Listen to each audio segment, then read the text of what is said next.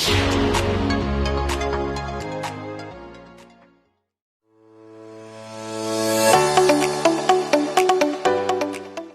to all. So today my topic is various routes of drug administration. So this topic is very much important as far as exam point of view. Write a note on routes of drug administration. This is one of the most common question that you will be seeing in various question paper. If you will check out previous year question paper, this is the question that will be occurring most commonly. Okay, most commonly it will be for 5 marks. Okay, so as far as exam point of view, this is the most important topic, not only exam point of view but pharmacology point of view, your knowledge point of view also. This is a very good or very important topic. Okay, so we'll start with the routes of drug administration.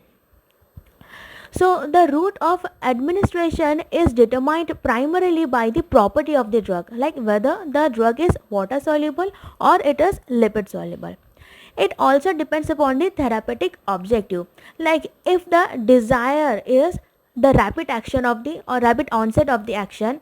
If our desire is we want a drug to produce action for a long term treatment, or our desire is restriction of delivery to a local site. Okay, so depending upon our desire also we can use various types of routes, like we have got oral route, we have got injectables, we have got topical routes, eye drops, ear drop, nasal drop, transdermal patches, we have got sublingual route, we have got in injectables also we have got intravenous, subcutaneous, intramuscular. So many routes of administration we have. So we are selecting the routes depending upon two things. First one is the nature of the drug, whether it is water soluble or lipid soluble, and second thing is our desire, whether we want a very fast action, whether we want very slow or you can say long term action, or whether we want the drug to be delivered on a very restricted area. Okay, so depending upon that we are selecting the various routes of drug administration. So the routes are basically of two types. First one is local route, second one is systemic route. Local route means the action will be localized. Like if you have got eye infection, you will have an locally acting eye drop. If you have got infection in the ear, there will be ear drop available. So where the problem is, exactly on that target area we are supplying the drug. And the second thing is systemic route. Systemic route means here the drug is presented in the blood circulation. Now why systemic route of drug administration is important means, suppose if you have got any problem in the heart, so we cannot directly inject the drug in the heart. If you have got problem in the liver, we cannot insert such a long needle into the liver and inject the drug. This is more problematic. So better to provide the drug in the blood. So via the blood circulation the drug will be dragged to the target area and the action will be produced. Okay, so basically we have got two main classes of route of drug administration. First class is local route and second one is systemic route. Local route means where the problem is, exactly in that area the drug is getting applied, and in systemic route means here the drug is presented in the blood circulation and via the blood the drug will be transported to target area. Okay, now the systemic route are again of two types, enteral and parenteral. Enteral means something related to gastrointestinal tract. Okay, so enteral route means here the drug is presented in the gastrointestinal tract and then from the GIT the drug is getting absorbed into the systemic circulation and then presented to the target area. Whereas parenteral route means directly the drug is placed in the systemic circulation. Okay, I believe you know the difference. Parenteral means away from the enterum, away from the gastrointestinal tract. Enteral means itself the gastrointestinal tract. Okay, so enteral route means here the drug is presented into the gastrointestinal tract. Now we can place the drug in the gastrointestinal tract two ways, either from above or from below. Above means via the oral route and below means via the rectum. Either the way the drug will be entering into the gastrointestinal tract, and from the gastrointestinal tract the drug will get absorbed into the systemic circulation. But in parenteral route, here directly the drug is presented into your systemic circulation. So we have got various type of parenteral route like sublingual, inhalational, injection and transdermal. Okay, via all these ways we can directly place the drug into your systemic circulation. So these are the various types of routes of drug administration. So we'll start our discussion with local route, and in local route we will be discussing three routes. First one is topical, second one is intra-arterial route, and third one is administration of drug in deep tissues by injection. So we'll start with local route. So it is the simplest mode of administration of a drug at the site where the desired action is required. Systemic side effects are minimum. So we'll start with the topical. So topical means here drug is applied to the skin or mucous membrane at various sites for local action. So we have got various type of local route like oral cavity. So as a suspension we can apply it. An example is nystatin. Okay, like as a troch, for example cotrimazole for oral candidiasis. As a cream, for example acyclovir, which is used for herpes labialis.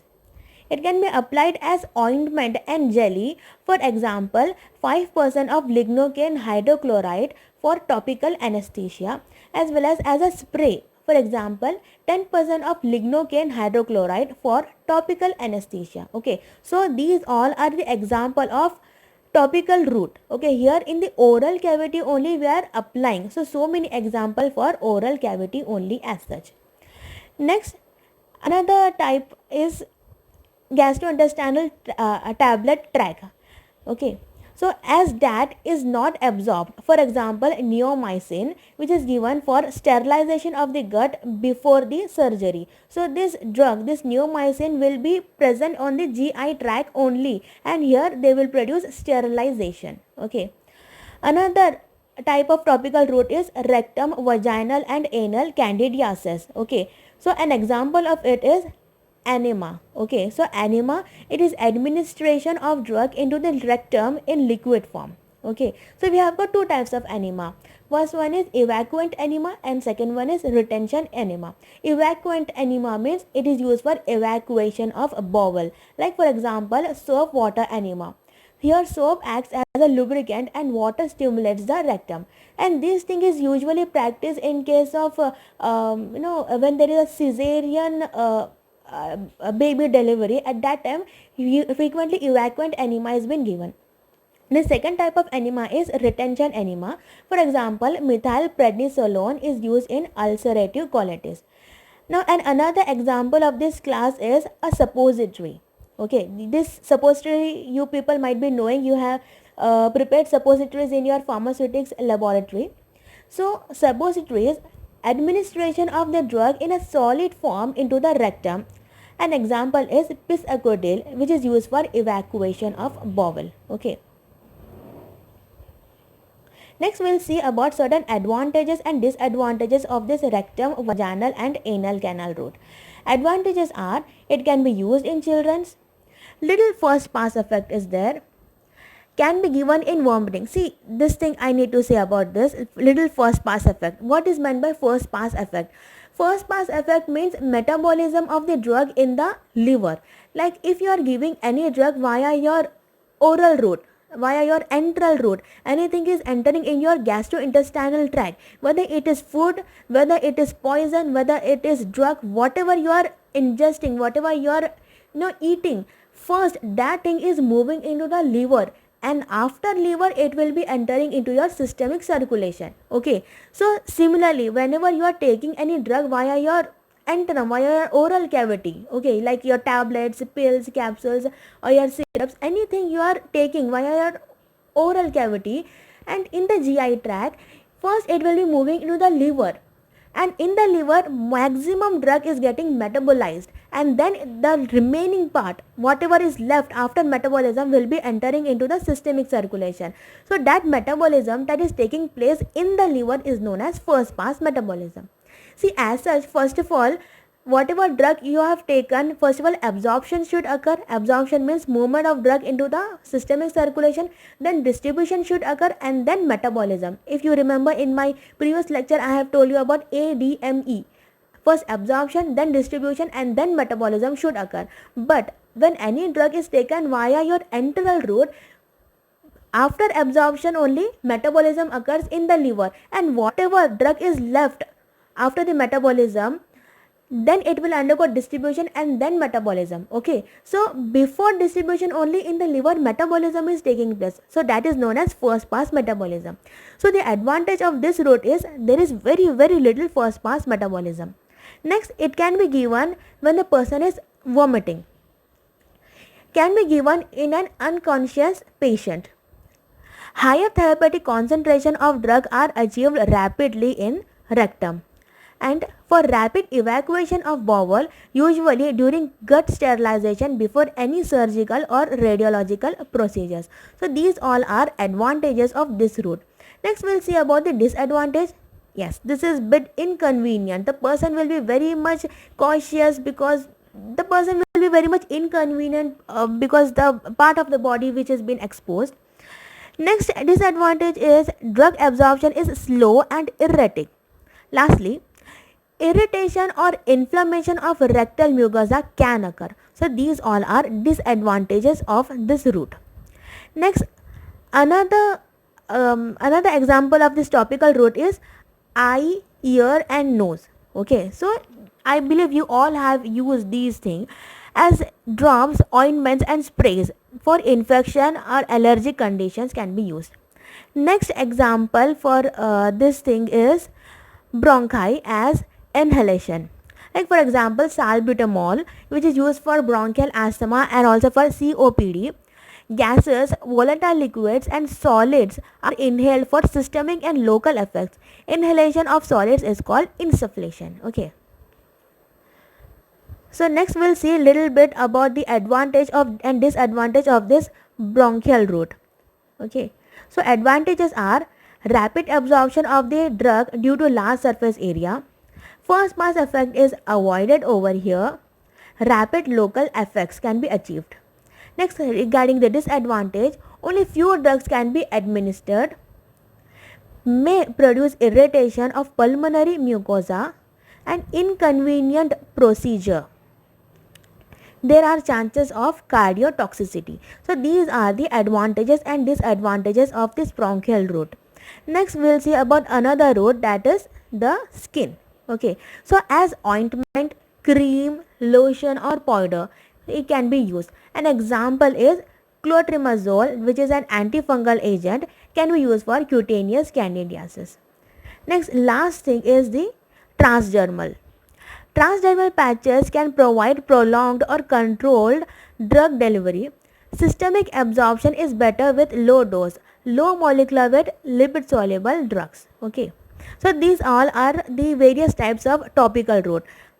Now coming to the second thing, that is the intra-arterial route. Okay, so this route is rarely employed as such.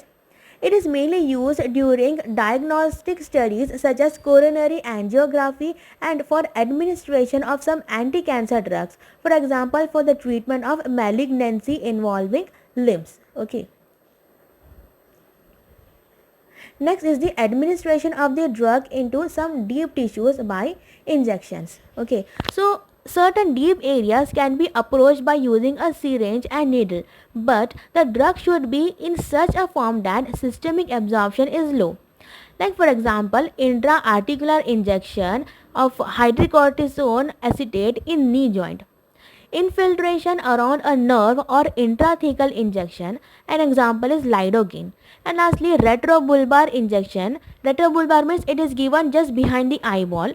An example is hydrocortisone acetate, which is given behind the eyeball. Okay, so these all are the local route of drug administration. Okay, topical route, intra-arterial route and administration of drug into some deep tissues by injection.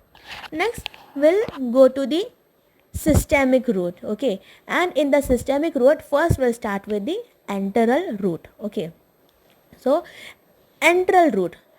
Enteral administration or administering a drug by mouth is the safest and most common, convenient, and economic method of drug administration.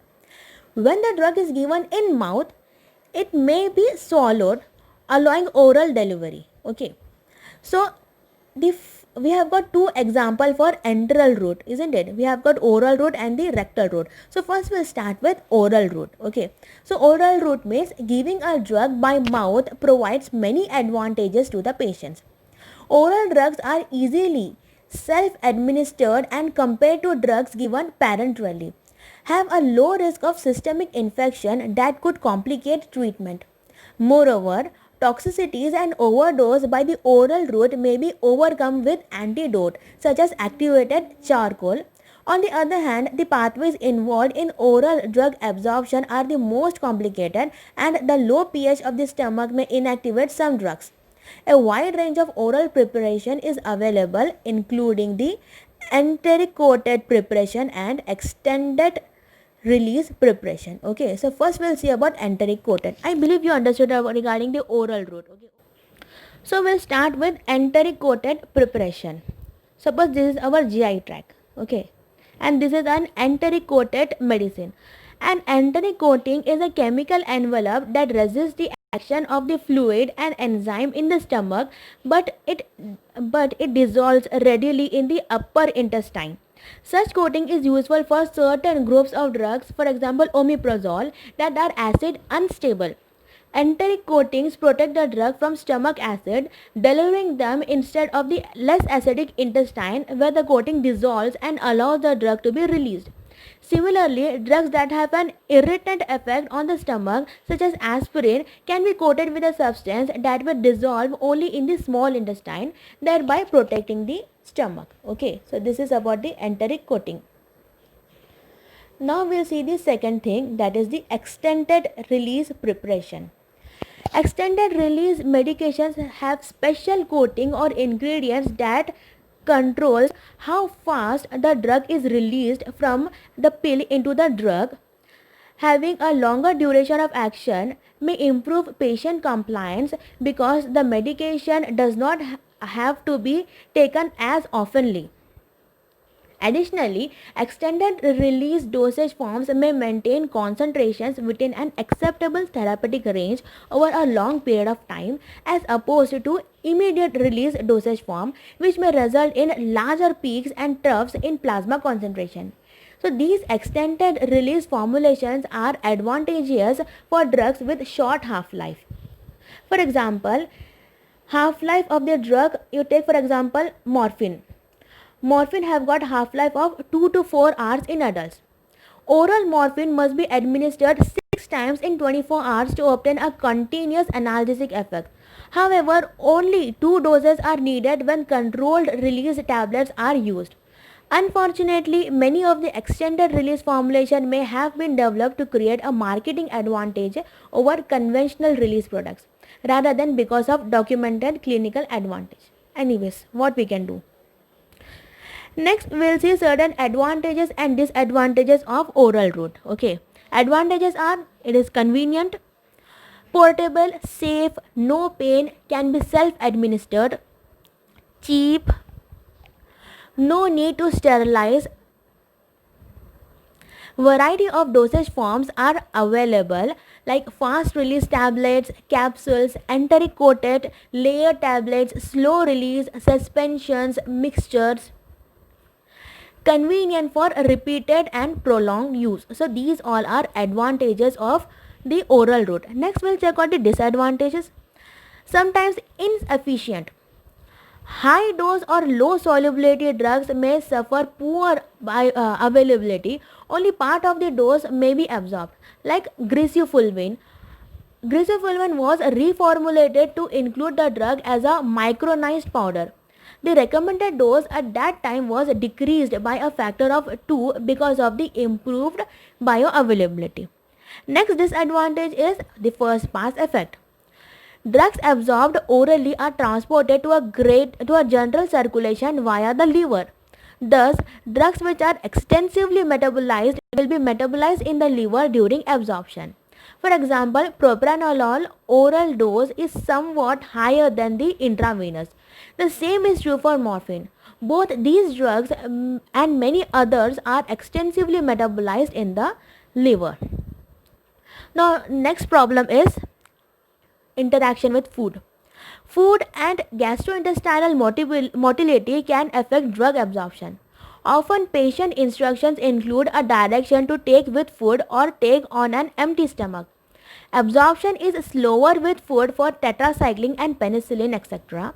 However, for propranolol, bioavailability is higher after food, and for gracefulvin, absorption is higher after a fatty meal. Next is local effect. Antibiotics may kill normal gut flora and allow overgrowth of fungal varieties. Thus, antifungal agent may be included with an antibiotics. Lastly, unconscious patients. The patient must be able to swallow solid dosage form. Liquids may be given by tube. So these all are the various advantages and disadvantages of the oral route of drug administration. Next, we'll see the second type of the enteral route, that is the rectal route.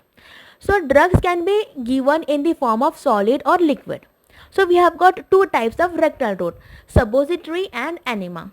Suppository is, it can be used for local, that is topical effect as well as systemic effect. For example, endomethacin for rheumatoid arthritis. Second thing is enema. Retention enema can be used for local effect as well as systemic effect also.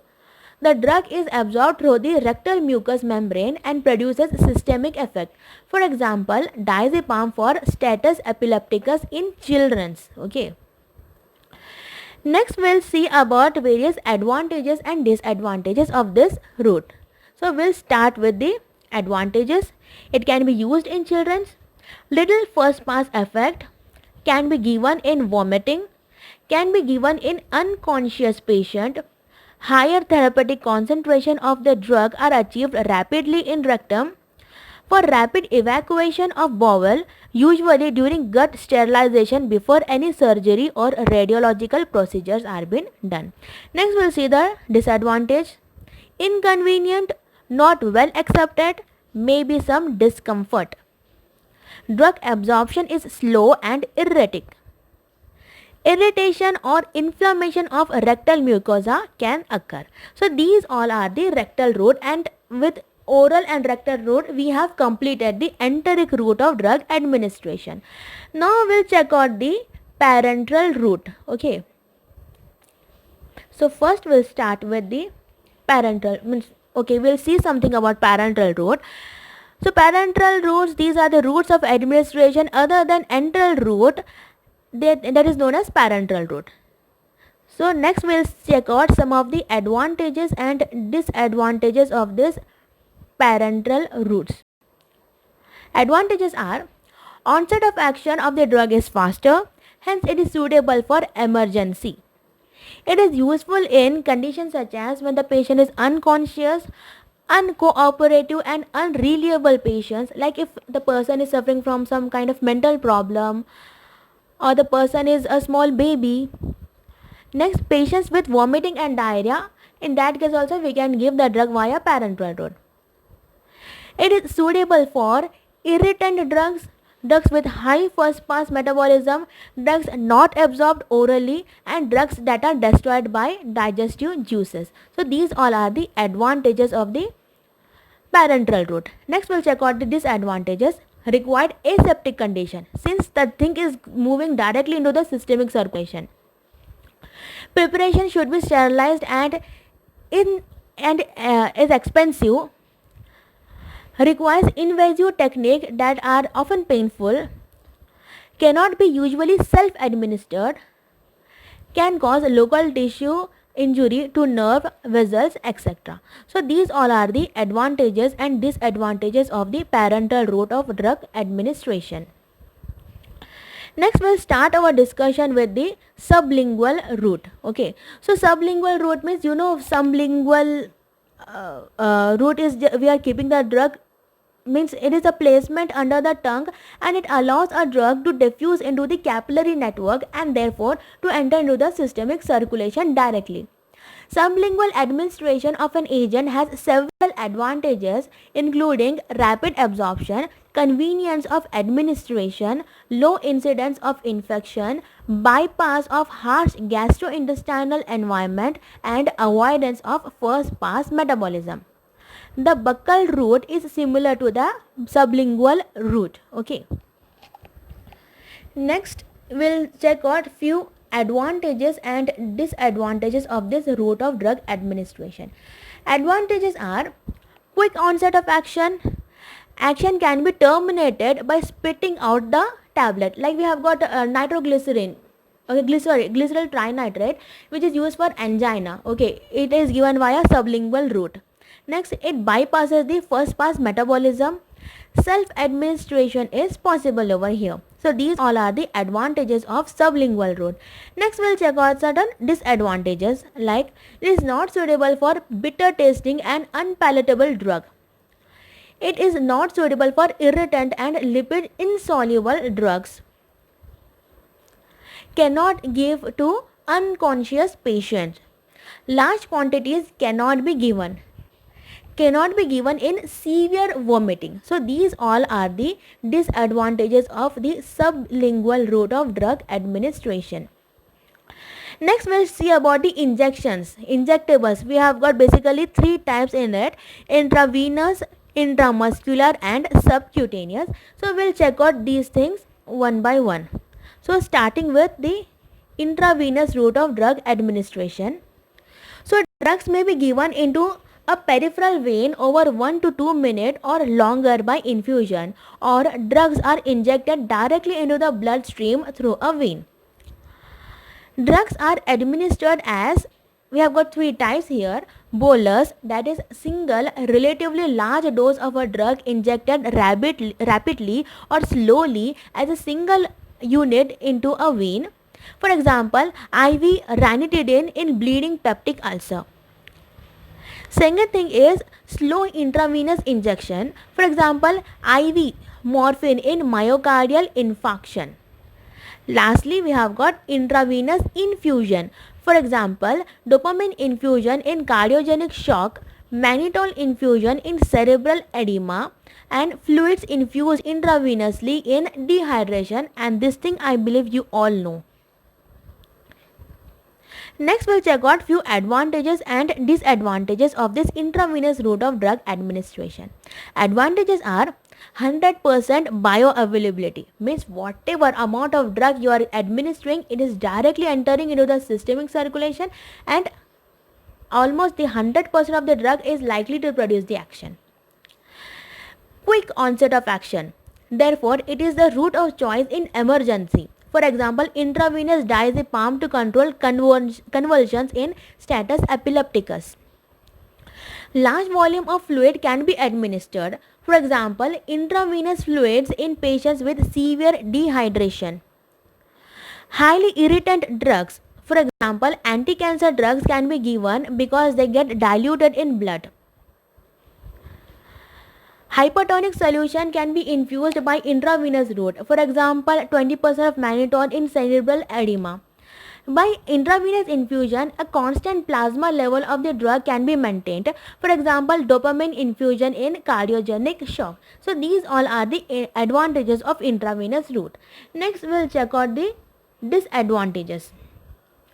Once the drug is injected, its action cannot be halted. Local irritation may cause phlebitis.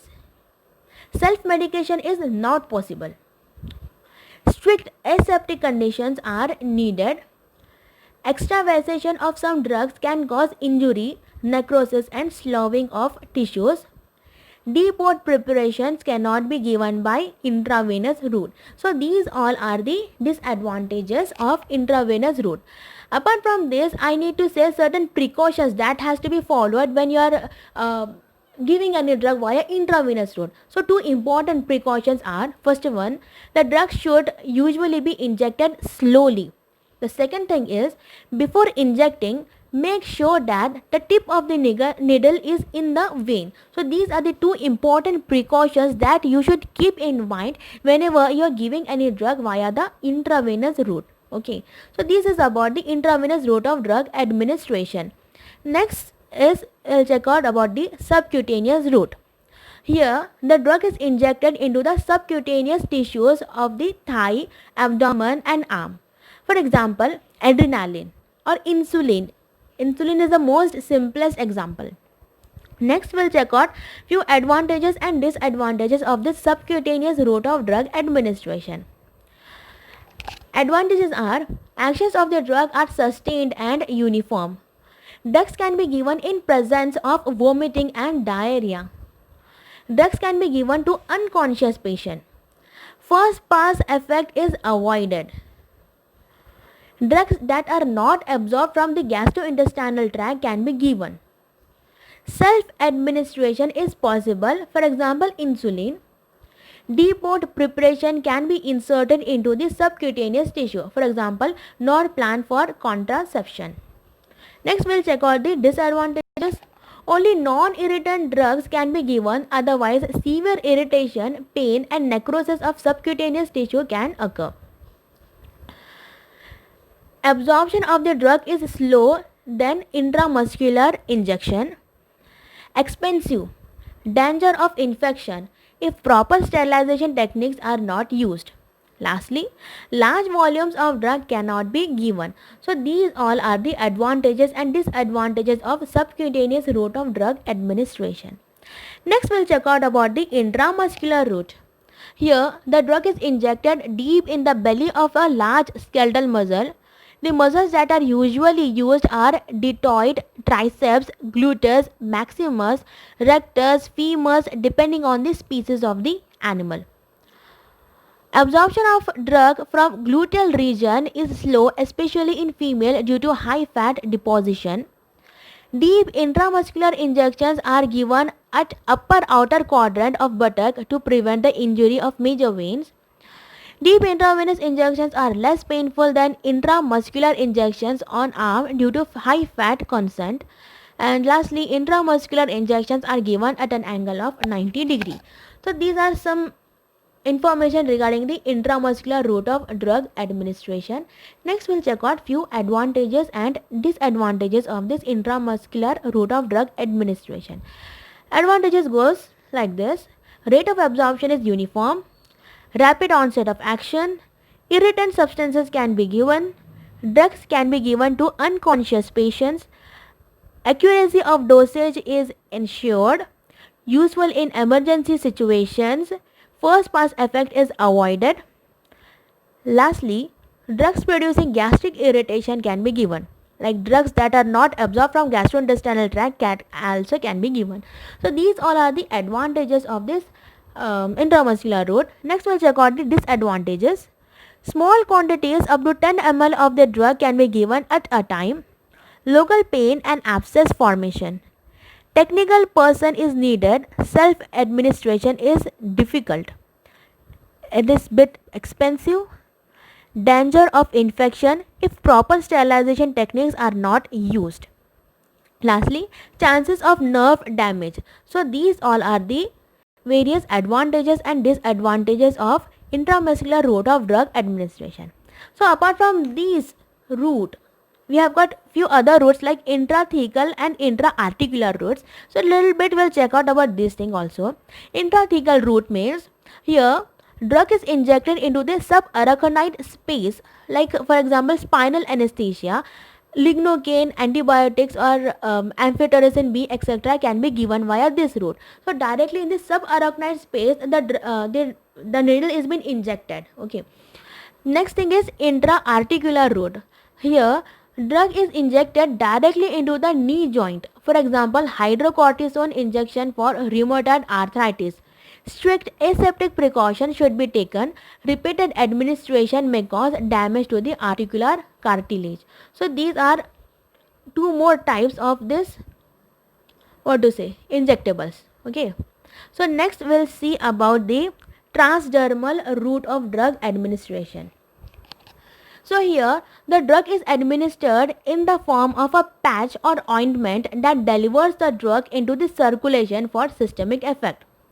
For example, scopolamine patches for sialorrhea and motion sickness, nitroglycerin patch or ointment for angina, estrogen patch for hormone replacement therapy. Okay, so this is a kind of a transdermal patch.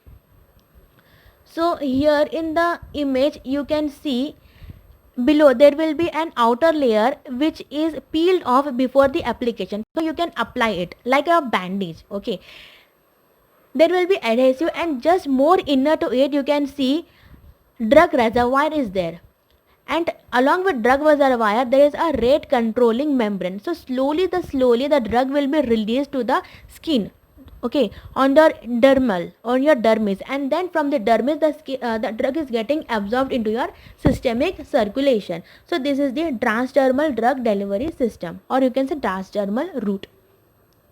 Next we'll check out few advantages and disadvantages of this route. Advantages are self-administration is possible, patient's compliance is better, duration of action is prolonged, systemic side effects are reduced, and lastly, it provides a constant plasma concentration of the drug. So these all are the advantages. Disadvantages are expensive, local irritation may cause dermatitis and itching, and lastly, patch may fall off unnoticed. Like unnoticedly, sometimes the bandage will be applied sometimes while you will be playing and it will fall off, you cannot see. Okay, so this is about the transdermal route of drug administration. Next we'll check out the inhalational route. See, inhalational routes, both oral and nasal, provides rapid delivery of a drug across the large surface area of the mucous membrane of the respiratory tract and pulmonary epithelium, producing an effect almost as rapidly as does the intravenous injection. This route of administration is used for drugs that are gases, like some anesthesia, we have got gases anesthesia, and those that can be dispersed in an aerosol. This route is particularly effective and convenient for patients with respiratory complaints like asthma or COPD, because the drug is delivered directly at the site of the action, thereby minimizing systemic side effects.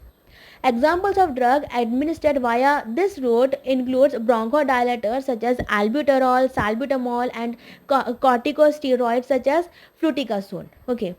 Next, the very important is the nasal inhalation. So this route involves administration of drugs directly into the nose. Agents includes nasal decongestant such as oxymetazoles and anti-inflammatory corticosteroids such as mometasone furoate. Desmopressin is administered intranasally in the treatment of diabetes insipidus. Salmon calcitonin, a peptide hormone used in the treatment of osteoporosis, is also available as a nasal spray. So this is about the nasal route or inhalational route of drug administration.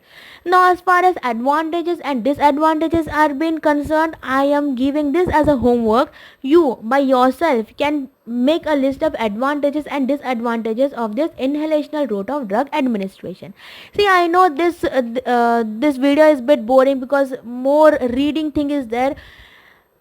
I make it a promise that from my next video I'll be making next video more interesting, because there you will be actually watching all the mechanism. Here in the route of drug administration there wasn't anything like mechanism. So moreover, just you need to classify, you need to say about that route, and you need to write about the advantages and disadvantages. So that's why this topic is a bit boring but a very much important as far as exam point of view. Okay, I hope you like this video.